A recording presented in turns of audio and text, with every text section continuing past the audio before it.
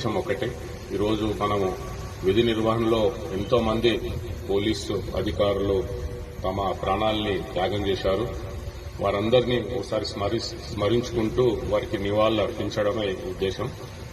ఈ నిజామాబాద్ జిల్లాలో కూడా ఎంతో మంది పోలీసు అధికారులు తమ ప్రాణాలని త్యాగం చేశారు. ఇటీవల జరిగిన సంఘటన మన ప్రమోద్ కుమార్ గారు తన ప్రాణాన్ని త్యాగం చేశారు.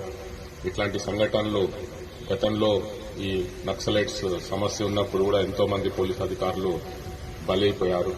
మరి వారందరూ వారి ప్రాణాలని మన సమాజం రక్షణకు ప్రజలకు మరి త్యాగం చేశారు. అట్లాంటి వారి త్యాగాల్ని మనం ఎప్పటికీ మరవద్దు.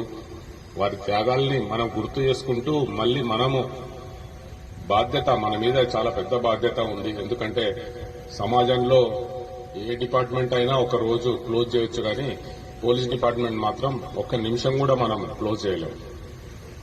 24/7 మనము పనిచేస్తూ అప్రమత్తంగా ఉంటూ సమాజంలో శాంతి భద్రతలు కాపాడుతూ ప్రజలకు రక్షణ కల్పించాల్సిన బాధ్యత మన మీద ఉంది.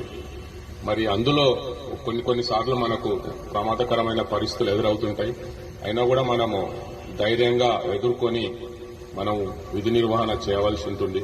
కాబట్టి మనందరం ఈ సందర్భంగా ప్రాణాలు అర్పించిన మన తోటి పోలీసు అధికారులను వారికి నివాళులు అర్పిస్తూ ఈరోజు మనందరము మళ్లీ భవిష్యత్తులో మనం విధి నిర్వహణలో మనం సమర్థవంతంగా పనిచేసి శాంతి భద్రతలు కాపాడినప్పుడే మన రాష్ట్రము దేశము అభివృద్ధి చెందుతుంది.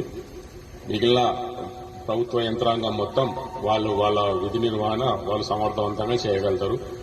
కాబట్టి ఈ సందర్భంగా మరొకసారి చనిపోయిన అమరవీరులకు నివాళులు అర్పిస్తూ ముగిస్తున్నాను.